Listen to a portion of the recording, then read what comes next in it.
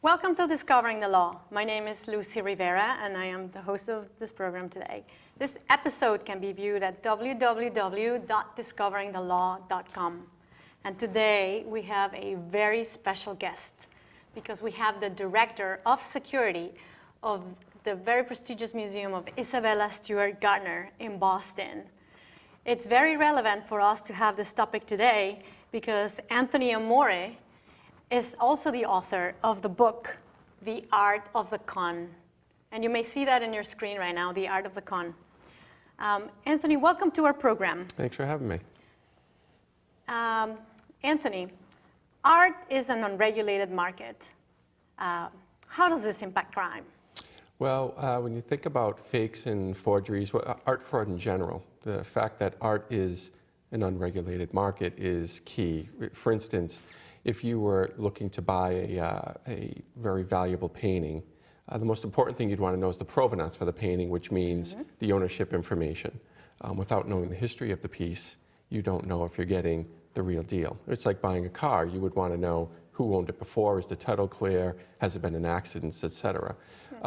Because it's unregulated, there's no set form of history documentation.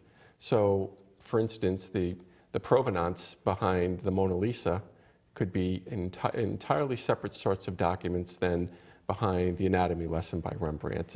That makes it hard for the buyer to know if it's valid or not.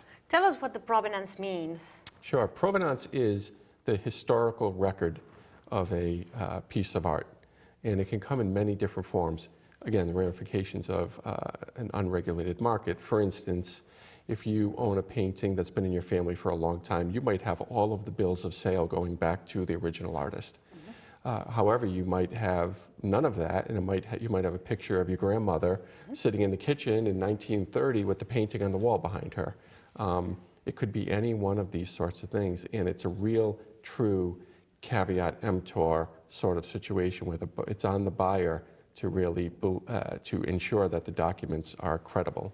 So in a painting, there are clues as to their origin. Sure. And that's how. Well, so how close do you work with governmental enforcement agencies regarding the works at the Isabella Stuart Gardner? Well, on a separate note, I investigate art theft, and I do that for the Isabella Stuart Gardner Museum. Your viewers might know that on March 18, 1990, two thieves disguised as police officers went to the employee entrance of the museum at 1:24 in the morning. It wasn't St. Patrick's Day, it was the next morning. And they rang the buzzer, and the guard, the overnight guard, responded to the buzzer by asking who it was, and the thieves said, "We're Boston police, we're responding to a disturbance." And against policy and protocol, the guard buzzed them into the museum. What he should have done was call the police and say, "Did you send these people here? I didn't call for them." As a result, thieves were allowed in overnight. They spoke to the guards for a short time. They subdued them, handcuffed them, and tied them up in the basement. At that point, they spent the next 81 minutes going through the museum and stealing $500 million worth of art. It's the biggest theft of anything in world history. So in my role at the Gardner Museum, I have a dual role. Part of it is overseeing the security to make sure that our collection is safe. And the other part is investigating this theft and trying to recover these paintings. As part of that work, I spend a lot of time working with the U.S. Attorney's Office, run by Carmen Ortiz, and I work with the FBI very closely as well. Oh yes, USA Carmen Ortiz was an honor. We're honored to have her here in the program.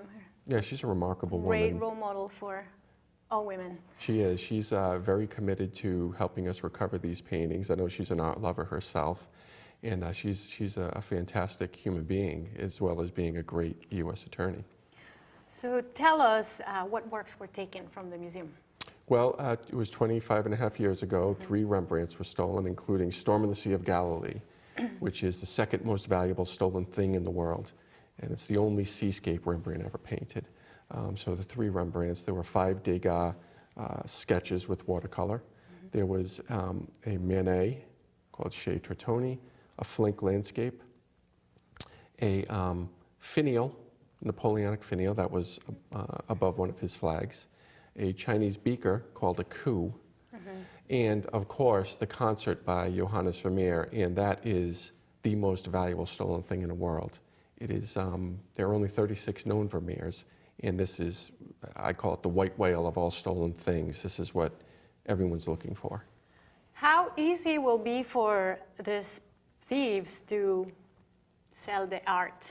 Well, it's incredibly unlikely that they were able to sell it. You have to remember that these things are so valuable and they're so well known, and that's true of all masterpiece thefts, that when you steal something that is so recognizable to people and extremely valuable, it's difficult to find someone who can give you anything resembling a fair price for something they can never show anybody and can only get them in trouble. So it would be next to impossible for the thieves to sell these things. Is there a reward for the art? Yes, the Gardner Museum is offering a $5 million reward for information that leads directly to the art. So you don't have to call me and give me the art. You have to get in touch with me and tell me where I can get it.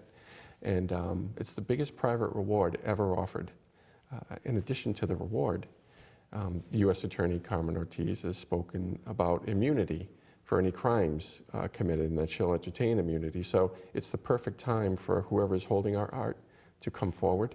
The government will deal with them fairly. They'll get $5 million from me, and more importantly, the world will get back these important masterpieces.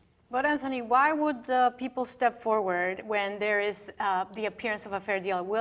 If you return the art, will they be free? You know, it would be fall upon the prosecutors in this case, which is the U.S. Justice Department, to make the determination on what the resolution would be. But I know that they're committed to, first and foremost, getting the paintings back. So I'm not very concerned that anybody who comes forward would be jeopardizing themselves. So what becomes of the art? Art theft? Of the works that have been... Typically when paintings like this are stolen, thieves do it because they think they're going to be able to monetize them. They think, I've stolen this item, it's worth $10 million, I can get 10% in the black market for it, and I'm going to get $1 million. But they find there's no buyer out there for these masterworks, so they hide them.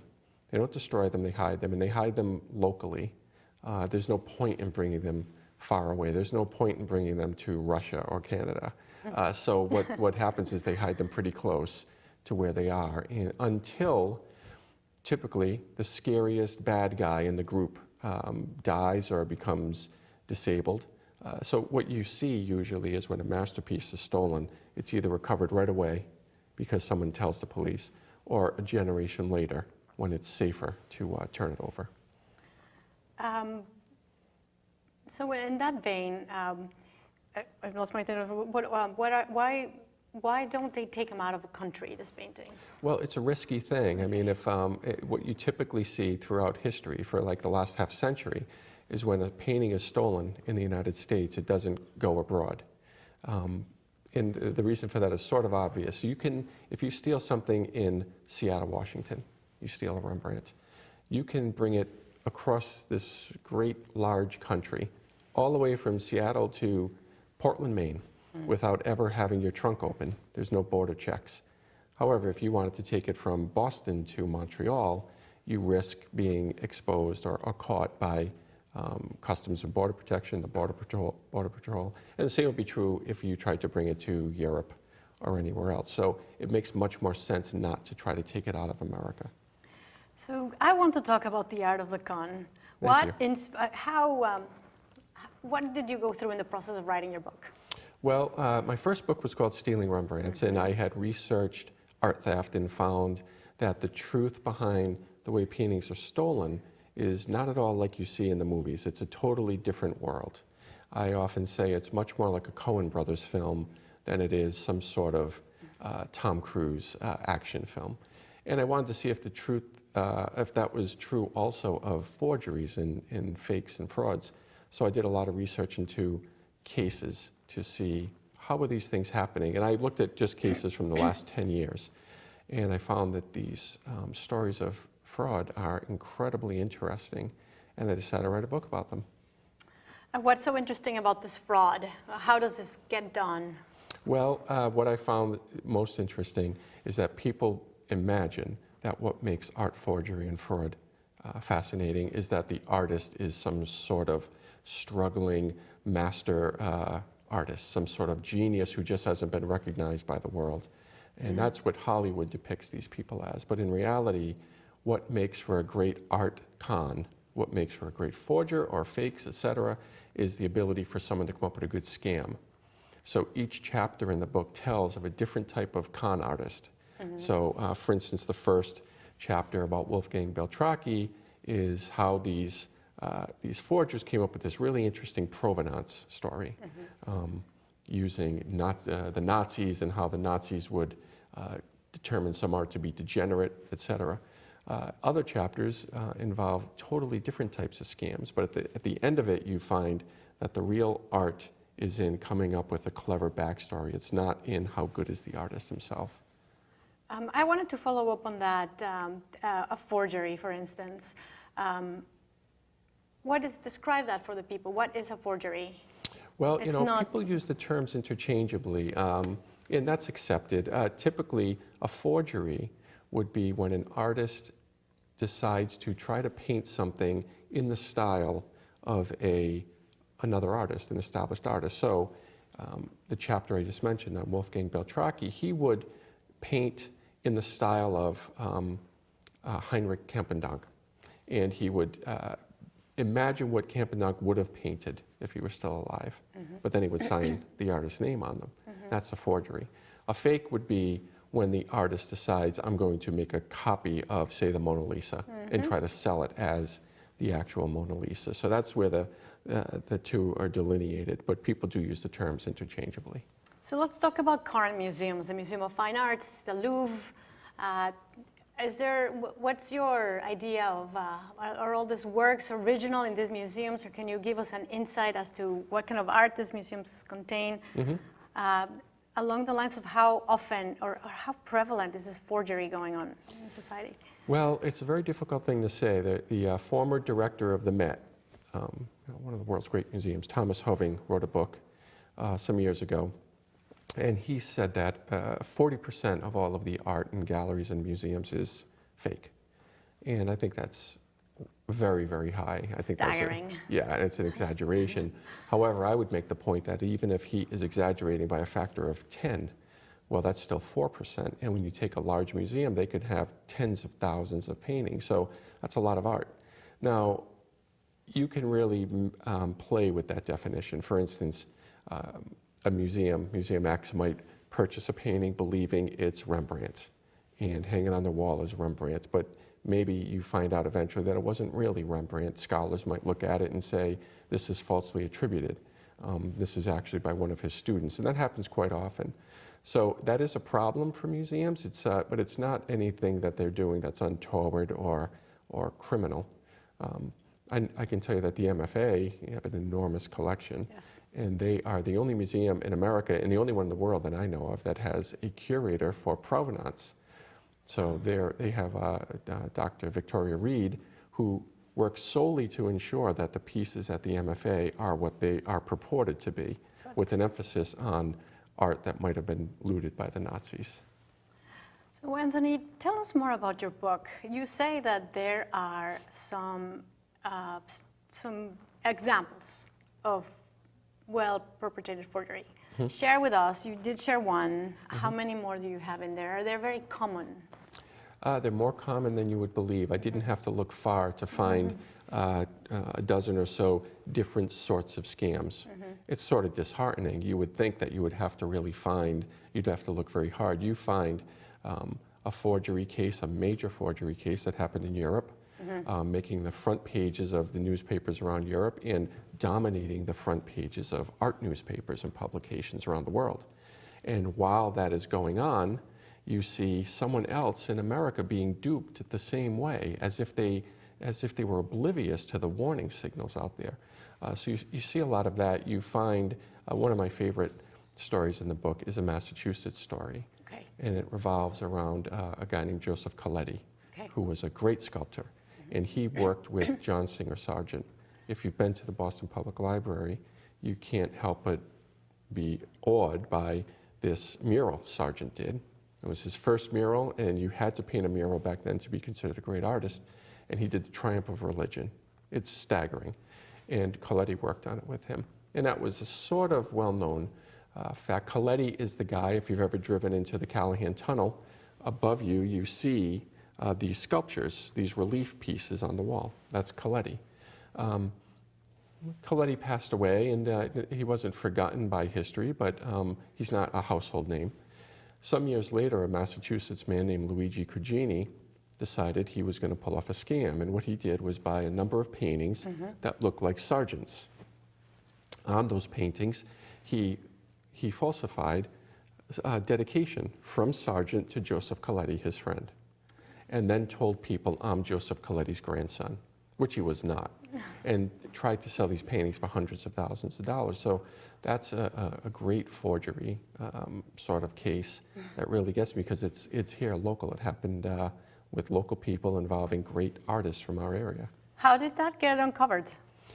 You know, it got uncovered by great work by the FBI. And if you live in Boston and you think about the history of the FBI, and you see black masses in the theaters, people have this misperception of a crooked FBI. I can tell you that the guys here in Massachusetts and in New England that I know are top-notch type of agents who have great credibility and great ethics. And they solve cases. Well, you've worked as a prosecutor, but the FBI in Boston uncovers and solves and puts people in jail for cases that are just unbelievable, and most people don't know about them. They just have this misperception of the Bureau dating back to John Connolly and Whitey Bulger. So suddenly someone tipped them and let them know that this was happening, and they suddenly interviewed some people. Yeah, well, there was an undercover case in the Coletti Cugini affair. Somebody did notify them, and an agent posed as a prospective buyer. And that is a common effort that they do. The FBI has an art crime team. Yes, And interesting. one of the agents is here in Boston, Jeff Kelly, who works with me on the Gardner case. Okay. And I can tell you, they're really well trained, and they get involved in a lot of cases. So for our viewers, today we're doing a segment on The Art of the Con, the new book of Anthony Amore, who is the Director of Security at the Isabella Stuart Gardner Museum. And my name is Lucy Rivera, and I am so grateful that you're here with us today. It's my pleasure. Because Anthony Amore is not only the Director of Security, but also investigates personally and interviews people who will give you leads. That's fascinating. Please talk to us about your day, about the people that you've spoken to that are themselves thieves. Yep. Share with us this world of interesting intrigue. Sure. Well, you touched on something interesting.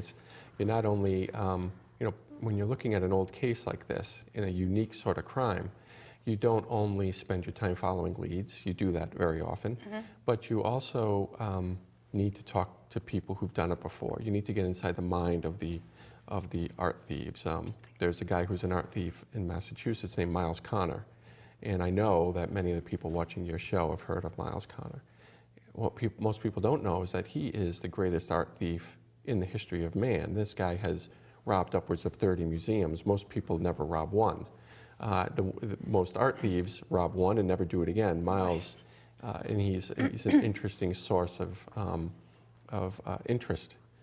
His story needs to be studied. There's another guy who wrote about my first book, Al Monday, who robbed a Rembrandt from the Worcester Art Museum, and I talk to him often too. But on top of that, you're following leads all the time. A lot of people call in with information about our paintings, and you spend a lot of time talking to the families of deceased criminals. And of course, finally, you're talking to criminals themselves to see if they can help you get information about where our paintings are exactly. Share with us the story of the North End painting that was stored. It's incredible. Oh, I know which one. Yeah, that's Myles Connor. Myles stole a Rembrandt in 1975 from the MFA, a daytime theft. He and another person went into the museum. Myles knows art, and he went directly for this painting by Rembrandt called Portrait of Elizabeth Van Ryn. Incredibly valuable and incredibly historically important. It's an oak panel, oil painting, and they went to the second floor with guns, semi-automatic weapons.